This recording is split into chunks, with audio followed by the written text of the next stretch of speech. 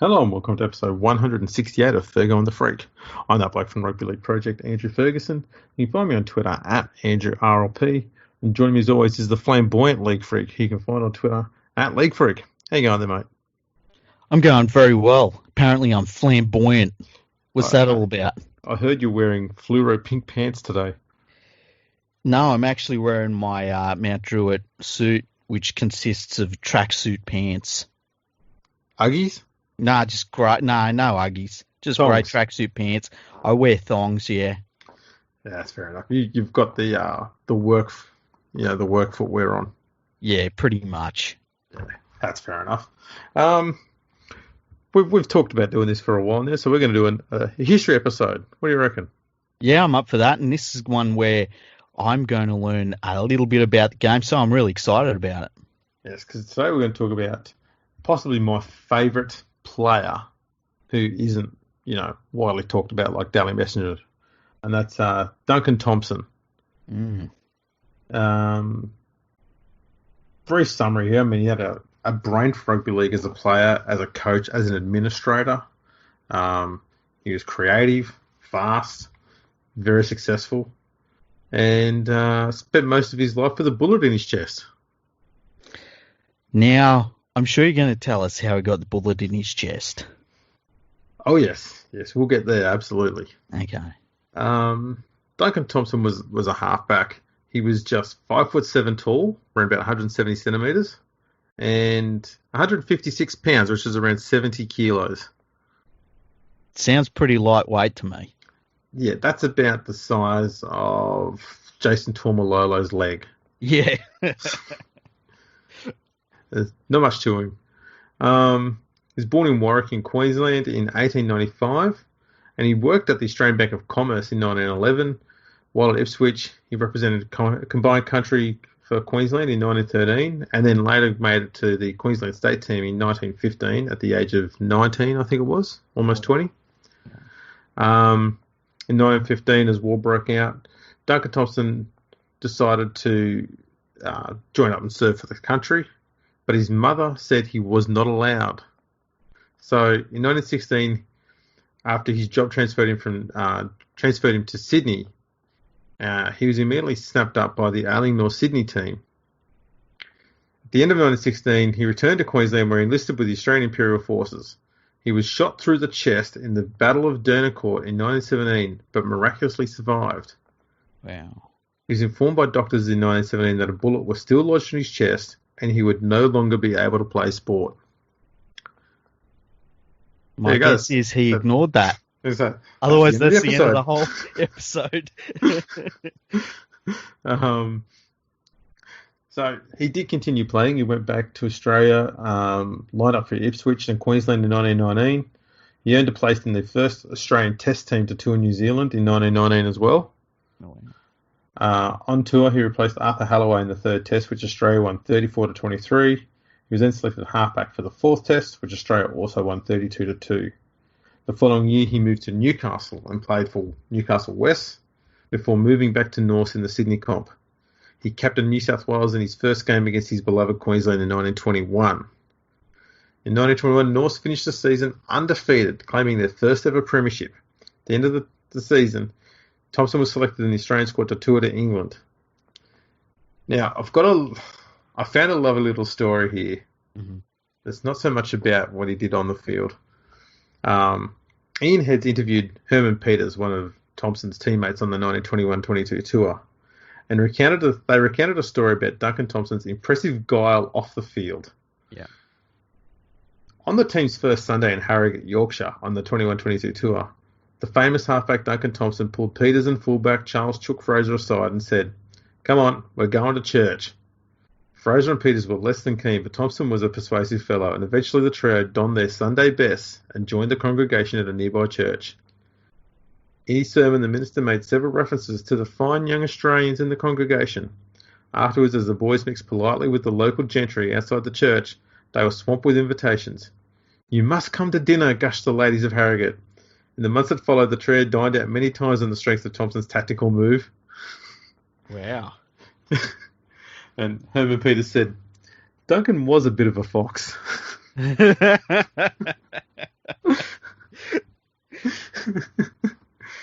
Oh, This is a man that's the saying 4D chess. He's playing 4D chess back then. he was, man. I'm impressed. He was just constantly ahead of the game Yeah. in every part of life. Wow. Yeah, I thought that was too good a story to leave out. Yeah. In 1922, North was sporting possibly the most impressive backline in the competition and maybe even one of the best in Rugby League's history, with Harold Horder, Sec Blinkhorn, Duncan Thompson, Herman Peters, Frank Rule and Dallas Hodgins all in the side. North annihilated Glebe 35-3 in the premiership final to win their second straight premiership. Wow. In last, by the way. Yes. And part of the reason why it was their last is also because of Thompson. Mm-hmm. In 1923, North struggled to dominate the competition, but it was their round 14 clash with Glebe at the SCG that proved most damaging because Duncan Thompson, for the first time in his career, was sent off. And it was for allegedly kicking Glebe forward Tom McGrath. The judiciary found Thompson guilty and suspended him for the rest of the season, which I think was 2 or 3 games. Wasn't much. Yeah. Spectators, though, claimed that the incident was nothing but an accident. Thompson was held back illegally after passing the ball and was trying to free himself when he accidentally struck McGrath in the face. Thompson appealed the suspension and it was reduced but not overturned. Thompson was so irate by the decision that he vowed never to play in Sydney again and he left. Oh, wow. I remember you telling me about that a couple of months ago. Yeah. That was very, very controversial, that one, because, and like there were a lot of witnesses. Didn't the referee go in as a witness for him? There was somebody, or maybe the guy that he said that they said he was supposed to kick. Wasn't there someone that went in as a? I believe there was an opposition player who went in on his defence. Yeah. But yeah, they still wouldn't back out of the suspension. Mm. And so it's also been argued many times over that North Sydney never had a halfback that came anywhere close to Duncan Thompson since then. And we're talking that was 1923 that happened. They had 76 years of football after that. They never got a better halfback and never got one that was close to him. Well, you think about, like, I'm trying to think of another North Sydney halfback over the rest of their time in the league. And seriously, Jason Taylor might be the next best. Yeah. Like, there's no one that really jumps out at you, hey? It's pretty crazy to think, and it's, I say this not as a dig at Parramatta intentionally anyway, and that is Parramatta seem that they've had a similar thing after Peter Sterling left. Mm. They struggled to move on from that, mm-hmm. That legend. And while it hasn't been 70 years since Sterling left, it has been, 20-odd? Going on 30-odd? We're creeping along, yeah. Yeah. So Thompson moved back to Toowoomba, and he opened a sports store there. Despite his self-exile from the Sydney comp, he was still selected in the last 2 tests against England of 1924. He also played for Queensland again in 1924 and 1925. His arrival in Toowoomba brought immediate success. In 1924, he played for Toowoomba on a contract worth £400 a year. Big money. Yeah. In his first 2 years there, Toowoomba were deemed the greatest team in Rugby League. Where? In 1924, they beat England 23-20. They beat Ipswich 21-10, 31-8 and 33-18. They beat New South Wales 16-0. They even beat Victoria 47-18. In 1925, the undefeated run continued with victories over Brisbane 30-7 and 22-3, Ipswich 18-13, 51-17 and a 3-3 draw, and they beat New Zealand 16-14. The final match of the year for Toowoomba was against the 1925 Sydney Premiers, South Sydney, who are to this day the only team to have gone through an entire season and won every single game. So this is going to be the 2 undefeated teams at the same time in Australia facing off. Like the Super Bowl. Yeah. And so they played this game to declare the greatest team in Australia, and Toowoomba won 12-5. Wow, that's incredible. That is absolutely incredible, especially for the time, because Queensland Rugby League was kind of still establishing itself to a certain extent. Yeah, like it was in the doldrums and was just an absolute whipping boy, constantly getting flogged every year. But Thompson arriving in Queensland, along with Jimmy Craig, who I will do we'll do a podcast on him too later on. Those two men come along and transform Queensland Rugby League. Not so much single-handedly, but they had such a huge impact on the game there that Queensland went from being whipping boys to being the boys whipping other teams. Mm-hmm. And it wasn't until Dave Brown come along that New South Wales started to claw back some of the territory and, get back in front of Queensland again. Mm-hmm. And that was, over a decade away. Yeah. So it was pretty impressive, the impact he had when he got there. 1925 saw Toowoomba claim the first ever Bulimba Cup, which was a comp played between rep sides from Brisbane, Ipswich and Toowoomba. They won every single honour that was available for them to win. Now, as a player and later on as coach, he coined the term contract football, and this is probably what he's most well known for. Mm-hmm. And it's the art of letting the ball beat the man by keeping it moving. I think the thing that is closest to it today that's still around is second phase play. Yeah. Keeping the ball alive. But when he basically created it, it was quite different to the modern version, as possession was much easier to maintain in rugby league in the 20s than it is now. Mm-hmm. Like now it's very much a 50-50 thing, whereas back then there's unlimited tackle. So it's sort of, I dare say the game in the 20s more resembled rugby union than it does today's rugby league. Yeah, and it's interesting because, if you apply enough second phase play to unlimited tackles, you're going to run the opposition around. They're going to be stuffed. And that was obviously a tactic that he brought in and was known for. And, obviously the results are there. It must have been devastating. It just must have been such a completely different way compared to how everyone else was playing. Oh, it definitely was. Because defence was the backbone of a good team. You had good defence, then you'd score points off the back of it. But this one was almost like a complete flip of that. And this is where you didn't have to throw the ball around in the game back in the 20s. You just had to keep possession. You'd eventually get to the other end, and then you could kick a field goal or score a try.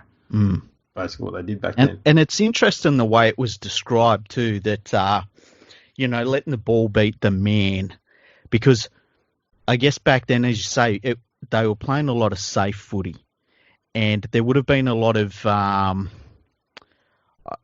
guess the way we would look at it would have been just hit up football. You know what I mean? Yeah. Just get it to your forwards, hit it up, and don't do too much with it until you see something open up later on in what we would call the tackle count. But there's not really a tackle count at all because it's unlimited footy. Whereas it sounds like they were looking to do things like draw and pass and just things that we take for granted now. It's really interesting the way it's described. Yeah, it's it brought flair and excitement to a game which was, compared to rugby union, which was obviously it's relative. Rugby league was faster, but this just took it to another level. So it was Thompson's theory that every player had a contract to do something creative when they had the ball in hand, and that contract was to position the man beside him to carry on the play, not just keep the ball moving, but you also had to position them so that they could have the best opportunity to set up the man beside them to keep the play moving, which is a lot, that's as it evolved, obviously, and so that's a lot more closely linked to modern day second phase play, I guess. So at the end of the 1925 season, Duncan Thompson retired from rugby league as a player and took up a brief time of playing tennis, lawn bowls, and golf, where he actually got his handicap down to 3. Oh, nice. It's quite prominent tennis player and lawn bowler as well. I think he played a bit of rep lawn bowls. Oh, really? That's interesting. But the being shot obviously didn't deter him, because he decided to return to national service during the Second World War, and this time he served as an amenities officer in Townsville and then in Papua New Guinea. So not quite on the front line, but still passionate to serve in whatever way he could. Yeah, and doing his part. Yeah. And with that, you start to see how much this man gave of himself to things that mattered to him. Yeah, he did. It sounds like when there was something that he got involved in things. He didn't just sit back and, go along for the ride, did he? No, it was like, if I'm doing this, I'm doing it all the way through till I'm satisfied that it's been done properly. Mm. And just like he did as a player, as a coach, Thompson was also undefeated when it came to war. 2 for 2. Nice. 2 wars, 2 wins. Excellent. And survived both. Yeah. The returning back home, the 1940s, he eased himself back into football as a coach. And then in 1951, he became the head coach for Toowoomba, and instantly led them to 6 consecutive Balimba Cup titles from 1951 to 56, which then saw him get named as the coach of the Queensland State side in 1954. One of his star players in the early 50s was future Test player and coach Don Furner. Oh, wow, that's interesting. Yeah, and Don obviously was, he's very passionate about the way Duncan Thompson did things and implemented a lot of his coachings that he learned through him, through the coaching he did later on as well. Yeah, and that lineage is right there. Like, there's a lot of coaches that will coach, people that would go on to coach that played under Don Furner, that were assistant coaches to Don Furner. He was, I believe he was the team manager for the Kangaroos for a long time as well. Correct, yes. Yeah. And that's something that Duncan Thompson did too. He was also a manager as well as a coach. Mm-hmm. There's nothing he didn't do. In early 1955, Thompson was elected as an Australian Test selector. This saw him choosing to turn down coaching Queensland in 1955 in order to focus on being a Test selector, and I suppose to also be impartial as much as possible. Mm-hmm. Isn't it interesting that back then being a Test selector was that important and that much of a role that you would have to stand down like that? Yeah, it was a coveted role. Really was. It was up until, I feel like it was up until about the mid-90s as well. Yeah. And then all of a sudden, no one knows who the selectors are other than the coach. Yeah. So when he became Australian Test selector, he was still a Queensland State selector. But it didn't end there. At the end of the 1955 season, despite having those 2 jobs, he then became president of the Toowoomba Rugby League. Wow. He's just a busy man. Yeah, he's doing a lot. So for a long time, and I think it might have even been up until Mal Meninga came along, Duncan Thompson was Queensland's most successful coach. Mm-hmm. That's incredible. Now, I don't think a lot of people realise that before State of Origin came in, for the most part, Queensland were just not in the contest apart from certain points in their history. Now, obviously, when he was the coach, that was one of the points in their history where they were winning games. Yeah, in the 50s, they were they were winning games. They weren't winning too many series, but they were not being beaten. So they won the 1951 series, lost in 52. 53 was drawn to 2 games apiece. 54 went to New South Wales. 55 was drawn again. So that was his time there. So they had 1 win, 2 losses, and 2 draws, which was not too bad for Queensland. Yeah. Because their only genuine successful period was from 1923 to 1932, where they only lost 3 series in those years. Mm-hmm. Other than that, after 1932, they won 4 series between 32 and 81. Wow, that's incredible. They were the good old days. Oh, they were. So yeah, he was, because of that, he was also seen as the right option, I guess, to be a team or tour manager. Mm-hmm. And they did this weird thing in 1958 when Great Britain came and toured to Australia, and the governing body of the game decided that Norm Robinson was going to be the team manager for the test in Sydney, and Duncan Thompson would be the manager for the test in Queensland. Mm-hmm. And for what reason, I don't know. Norm Robinson was quite, I suppose, confused and maybe a bit irritated by it. Mm-hmm. And Duncan Thompson, on a grounded principle, said, "Why should I come in and do this when you've got someone perfectly fine as Norm Robinson who's been doing it, without any issue before me? Mm-hmm. Why should he not come up for one game?" I don't understand. That's on a field of principle, Thompson stood down from that role. Oh wow, that's really good of him. Mm. The only thing I could think of is that maybe they thought that having a team manager that kind of knew the local area and stuff would have been good. I mean, that's the only thing I can think of. It may have been something that was worth considering, I guess, in the really early days of the game. Yeah. So in that 1908 to 1920 period, you would often find a lot of Australian teams would look very different when they played the test in Brisbane, because they'd pick more Queensland players, so they didn't have to travel so far. Yeah, yeah. And so they'd often have one test in Brisbane. They'd have the Queensland-based players there, and then they'd come back to Sydney, and they'd have, essentially, given that New South Wales was so much more dominant, that'd be the A team would play in the Sydney test. Yeah. But in the late 50s, early 60s, you could fly around, and it's not going to cost that much to travel. It's not going to take that much time, and the game is doing pretty damn well. Mm-hmm. It was just a bit confusing.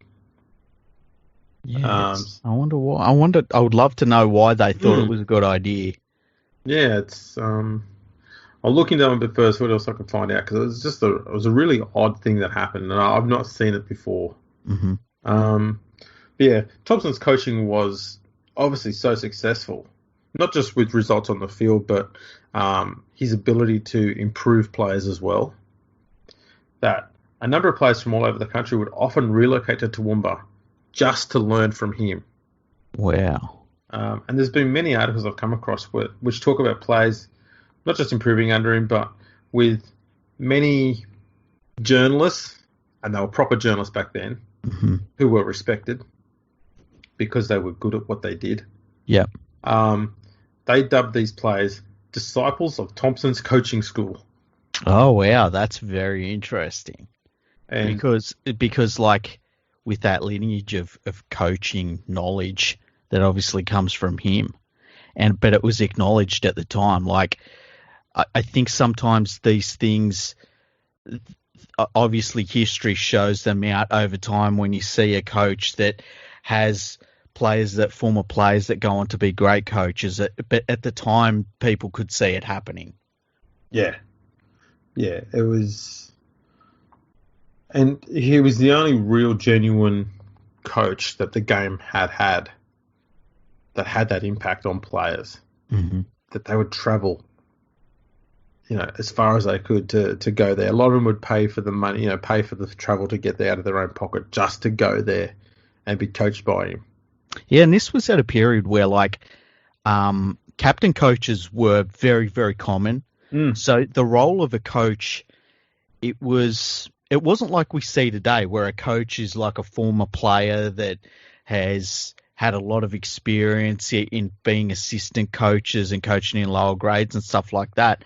Like, there were a lot of different sorts of rugby league coach, but for Thompson to be like seen as someone to go and learn from, and purely been about the coaching and what he can pass on to you as a player and a coach.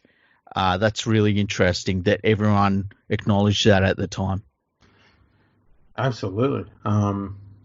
Possibly the first mentor, like not just a coach, but a mentor. You hear about that. That term goes around a lot. A lot of people attach that to Wayne Bennett and Craig Bellamy. Call them mentors. They don't just teach them how to play footy good, but they teach them how to be better humans and that sort of stuff as well. Yeah. In 1960, Duncan Thompson was awarded an MBE for services to rugby league. Wow, that's pretty cool. So he would have been, that would have been about 45 years he'd given to the game as the player, coach, administrator. In 1968, so this is after about just over a decade, he was replaced as Australian Test selector, and then became a respected commentator. Wow, there was nothing he didn't do, hey? He just kept going. Yeah. And was good at everything he did. Yeah. There was a test match that was played in, I think it might have been, it was either the 50s or 60s, and it was one of Keith Holman's first ever tests. And at halftime, it's been reported in a few newspaper articles that Duncan Thompson went up to Keith Holman and says, "Mate, the English hang off you when you run with the ball. So in the second half, don't worry about passing too much. Just run with the ball as much as you can." Yeah. Holman ended up getting man of the match and Australia won the test. That's incredible. What a cool story. And so it changed the way Holman played as well and took his game to the next level. Yeah. And so when you look at a lot of commentary that goes on in the 80s about who Australia's greatest ever halfback was, it was constantly between Chris McKivitt, Duncan Thompson, and Keith Holman. Wow. That's very cool.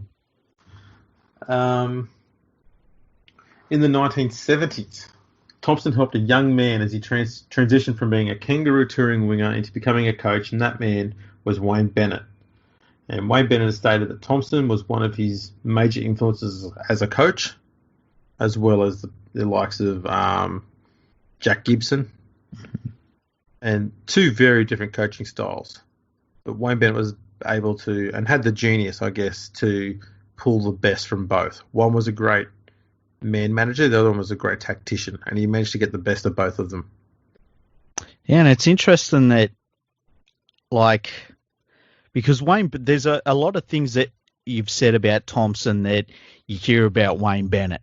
And one of the main ones is, like, under Wayne Bennett and as a mentor, you become a better person. And a lot of players, you probably don't hear it too much these days, but a lot of players from the 90s used to say that about Bennett especially.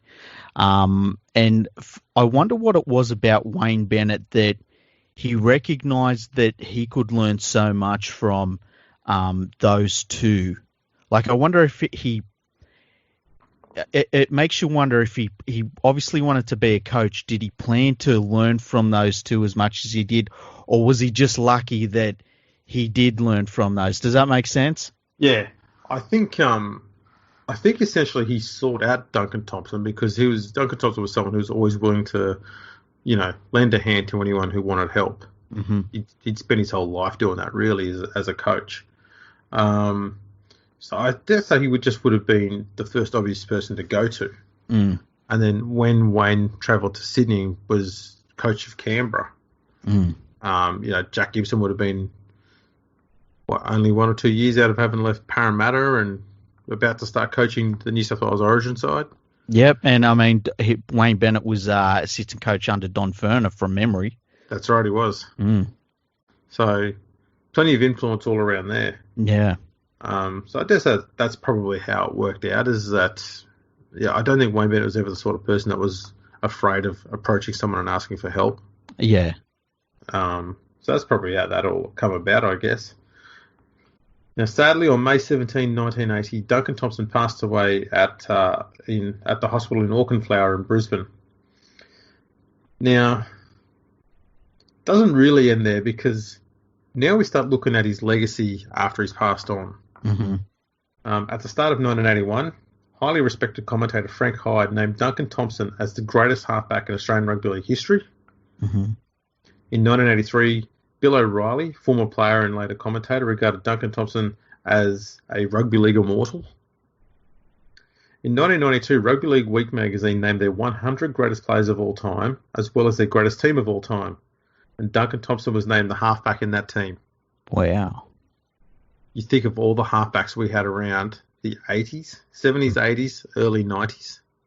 Yeah, and some incredible players. And I guess the one that jumps out that his career was finished pretty much by then was Peter Sterling. Yeah, so that's the prominent one. Yeah, and so it's not like there's no one fresh in people's minds.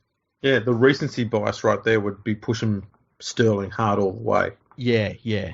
And yet Thompson, who'd been retired for nearly 80 years, still got the nod. Yeah, it's amazing. And this is one of the reasons why I'm so keen on having Duncan Thompson as an immortal, because he's got that legacy as being not just a great coach, not just being a great player when he did play, but still regarded as one of the best, despite being, having to contend with the likes of Alan Langer, Ricky Stewart, Peter Sterling, all either at the peaks of their careers, just before their peaks, or just after their careers have pretty much come to an end. So you can have a lot of recency bias towards those three players, and yet he's still regarded as better than them. And the only player to beat him, to knock him off that perch, was Andrew Johns. Now, what year did that happen? That 2006. That's just insane. Yeah.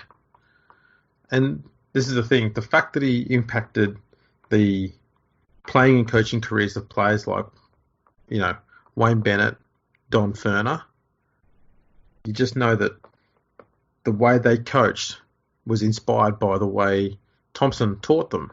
Mm-hmm. Not entirely, but, a portion of what they do comes from what Thompson taught them.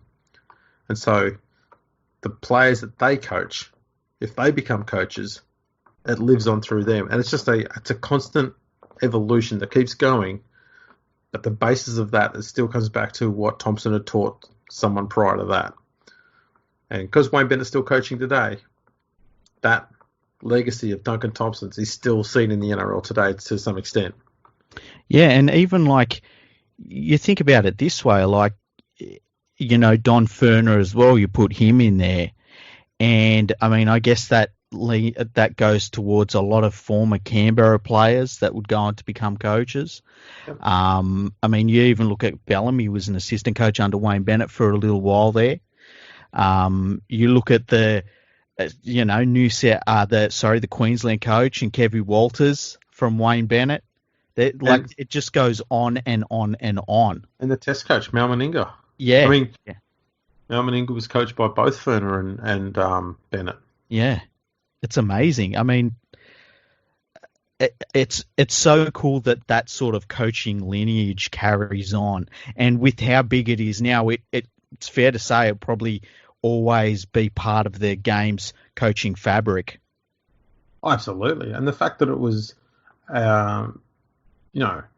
what the big thing he brought to the game was excitement. Mm-hmm.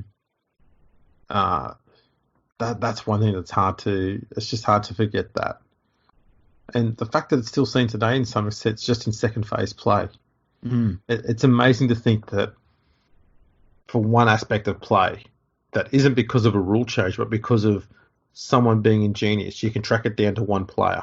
Mm-hmm. That's where it came from. Yeah, and just looking from the 20s. Yeah, and just looking at the game differently and trying to work out what can we do differently that nobody else is doing but is within the rules. And that's the genius coach. The genius coach looks at the rules and finds ways to beat everyone else by doing something so different. I would love to know what he thought of that great St. George team that won all those premierships in a row, because with it being unlimited tackles, and he would have seen so much of his style of play in those St. George teams, I wonder what he thought about them and the way they played. Oh, yeah, it'd be fantastic to know. I'd also love to know his thoughts on outside backs, because he spent a lot of time with some really good outside backs. Mm-hmm. Harold Horder, Seth Blinkhorn, Cecil Ainsley, a very underrated winger, prolific try scorer, up there with the best ever. To have those as your outside men who you can go to and just give it to an absolute speedster who knows how to get across the line. That's the end result of having very good contract football or second phase play. Because in the end, you've brought all the defenders infield, and your outside men get the ball and they can just go straight downfield, go as fast as they want, and get to the try line and put the points on the board. Yeah. And the fact that this concept that he came up with in the 20s was able to survive limited tackles and then the 10-metre rule, and is still today a tactic that teams can struggle to defend against. Genius. Yeah, it really is. And it's like, it's a bedrock part of the game as well. It's just incredible. It really is. So, I found an article from 1993 where Roy Masters wrote a piece where he pretty much revealed that Duncan Thompson was a coach well ahead of his time, and explained that many prominent people in the game labelled Thompson as the father of modern football. Wow. Like, he fathered it, 40, 50 years before it was born. Yeah. I wonder what he would be like. I wonder what he would do with a current NRL team. It'd be fascinating to know what he would do, especially I often wonder, there are some players and there are some coaches, you just wonder how much magic could they have done if they had 6-tackle rule and a 10-metre rule at the same time of their day. Yeah, that turnover in possession and, the balance in possession as well. It would be really interesting because I always find that the thing that I like about the way the rules have been in rugby league over the last few years is you do have teams that can have different styles. And not everyone does that. There's a lot of teams with very similar styles, but the ones that have different styles, they're the clashes I like seeing what works, what doesn't work. And, it's like the boxing fights, it's the clashes make the fight. The clash of styles make the fight. I wonder how he would look at the modern day rules and how everyone was playing and the gaps in styles that he would maybe give a go and try out. It'd be really interesting to see. Oh, it'd be absolutely fascinating. I wish there was footage of him playing that, that was easy to find, I guess, because just everything about him and the stuff that he did just comes across as just pure genius. Mm-hmm. He generally was ahead of his time in a way that no one else has ever been. And to me, it's criminal that he's not regarded as an immortal. How can you have a legacy that goes on for, it's nearly 100 years now, it has no signs of disappearing and not be considered an immortal? He did it all as a player, as a coach, as a selector. He got an MBE for his services to the game. He was a commentator. He covered every aspect you could possibly play in this game. And it just baffles me. Yeah, I wonder if some of it is because, and obviously he had success in the Sydney competition, but I wonder if that outstanding success that he had in Queensland, if that works against him quite a lot. I wonder if his decision in 1923 to tell Sydney to go shove it after he got sent off had an impact. That's where I'm at, but the Sydney game didn't shun him. They didn't criticise him. They didn't go after him. They didn't put hate on him or anything like that. But I do often wonder whether, the Sydney game at times, especially in the 20s, was a bit insular. Yep. If anyone's read my piece on the first ever women's game of rugby league, you can see it there.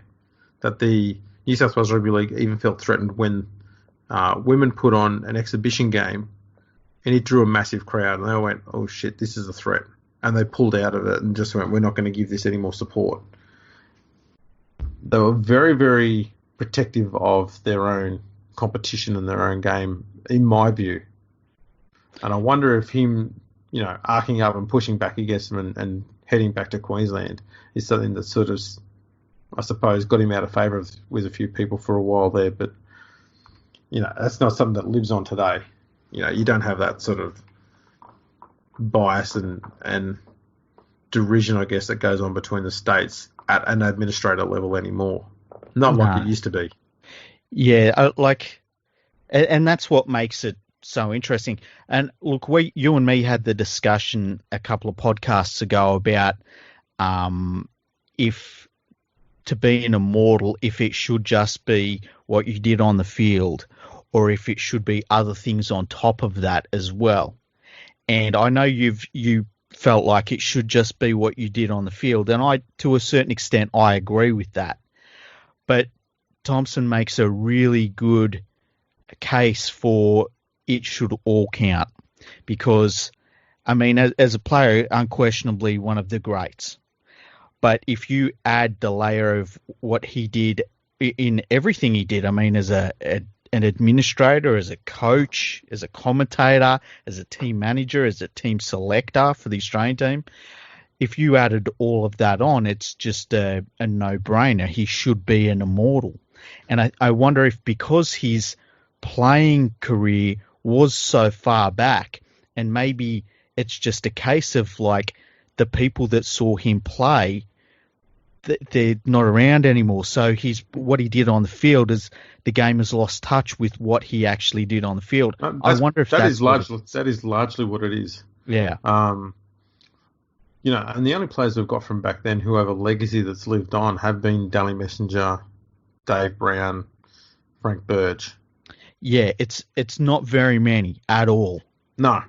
And if you were to, and you've only just look at the numbers and the facts of his story without even watching him play. You just look at the facts and the amount of success that came around him and the amount of success that he was able to, I suppose, for lack of a better term, breed through new players and new coaches, and, having that legacy continuing on, and how he's helped nurture new people and new coaches and new players to get them better, get them to be the best at what they do. It's just, to me, it's just, you just look at the fact that in 1992 he was still regarded as Australia's greatest ever halfback. Yeah, that's one of the telling things. That's purely on the field. Yeah. And how can you be considered the game's greatest halfback for, nearly 70 years, I guess, and not be considered an immortal? Not even in the bloody conversation. It doesn't make sense. Yeah. And the other thing is too, one of the markers that we use for true greatness is that not only were you a great player yourself, but you made the players around you better. There is nobody that has the record that he has of making not only the players around him better, but players that he coached better, other coaches that coached with him and learnt from him better than Duncan Thompson. It's crazy. It's crazy. So, look, there's, I suppose, one last bit of information there. He's one of the very few sportsmen that I know of, possibly the only one in rugby league anyway, to have two grandstands named after him in two different states. So he's got a grandstand named after him at Toowoomba, and the other one's at North Sydney Oval. Oh, really? That's incredible. I couldn't think of anyone else, especially in rugby league, who's got that. Yeah. Because I don't think Clive Churchill has. I think there's a Churchill stand at the SCG. Yep. I don't think there's one anywhere else. And was there? I might be wrong in this. Is there a Langlands Park or something up in Queensland somewhere? Don't know. I might be wrong with that. I'll have to look it up after the podcast. Yeah, that's a good question. So there you go. It's there's a look at who I believe should be the next immortal. Yeah, and it's a really good case, and I agree 100%. We talk a lot these days, well, we don't, but the media does, about who should be the next immortal, and they always talk about players that seemingly have retired in the last 3 weeks.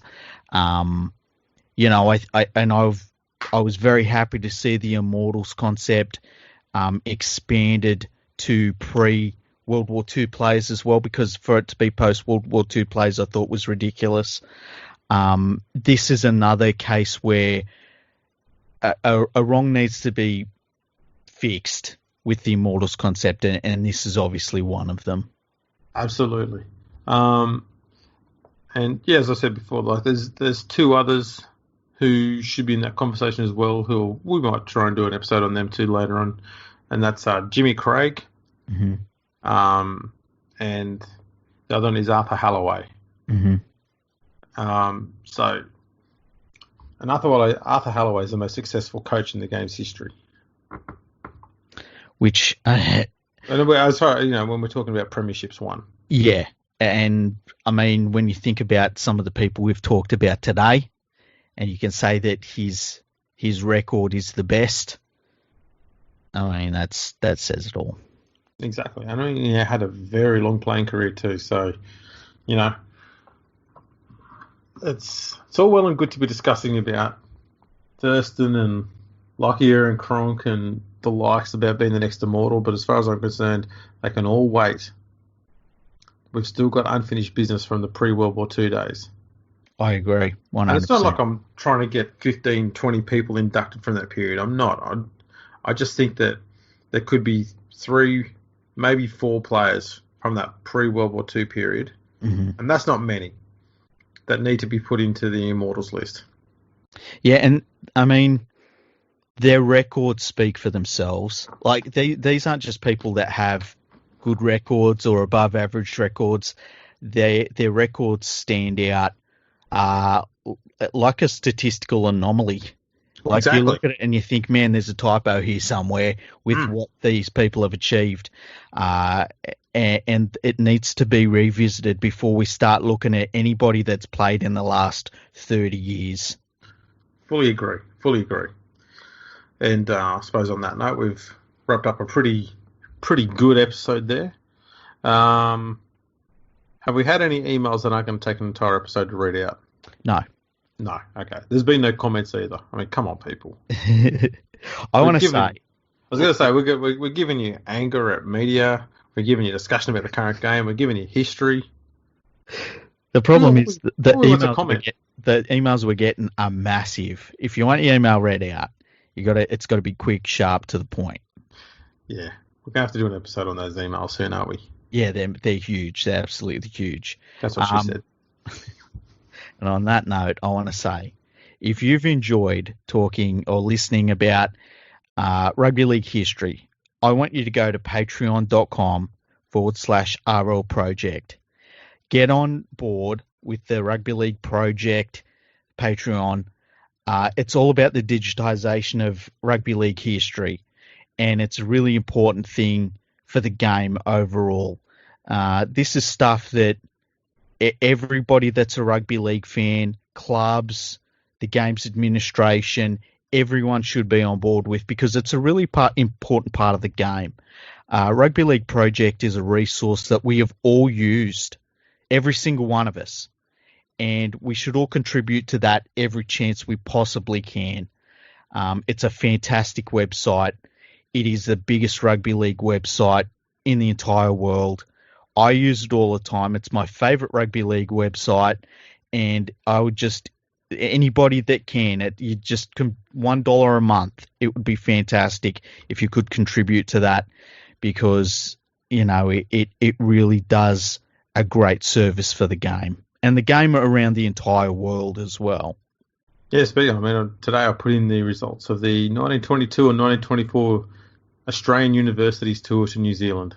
That's amazing. It's like, and the different layers that are added to it, and it's growing all the time. And I just love it. It's fantastic. It really is. You should really, everybody involved, and you, of course, are the main contributor to the website. Everyone should be proud of what it's become. Oh, absolutely. It's the greatest hobby ever. So, yeah, and look, while we're at it, obviously, League Freak's given us some good opinion even on these history episodes. It's the best opinion you're going to get out there. So get over to his Patreon at patreon.com/League Freak and give him a coffee a month, just $3. Yeah, it's not much. Cuppa. Yeah, and in return, he'll bung your name up on his website. Yeah, everyone's name is on the website. I add your Twitter account so people can see who you are if you're a contributor. You'd be famous. You get a ton of followers, and because his website's been around for ages, you'll probably rate pretty highly on a Google search too when you Google your name. Probably will. I didn't even think of that. Hey? Yeah, show it to your kids. Show it to the grandkids. Yeah. Look, I paid $3 a month, and I come up second on a Google search. It says I'm a freak. Yeah, ladies, I'm a freak. And I'll put whatever name you want on there. Listen, if you've got a company, I'll put your company's name on there as well. So, yeah, get involved. And, yeah, my website's been around. That website has been around since 2003, I believe I started. Longer than the Rugby League project's been around. Yeah, longer than Google. Longer than the internet. Well, not quite that long. Do you might know my first Rugby League website I started at the end of 1997. Man, you've been in this game for too long. I know. I've made millions of dollars out of it too. Oh wait, no, that's everyone else that was making websites back then. Pesos. Yeah, pesos. All right. Well, on those magnificent notes, thanks for tuning in, people. If you want to get involved in some conversation with us, you can hit us up on Twitter at FurgoFreakPod. If you want to look at some dodgy photos, you can go to Instagram and check out Furgo Freak Pod there. We're on Facebook, we're on YouTube. Subscribe, like, all that sort of stuff. Please leave us some comments, some nice friendly ones with a 5-star comment there and some reviews, and we'll read them out. We'll put them on our Furgo and the Freak website as well. Mm-hmm. We're giving you so much. Just give us a little nice word in return. That's all we ask. That would be nice. Yeah. And thanks for tuning in, people. Hope you enjoyed that episode. We'll catch you all next time.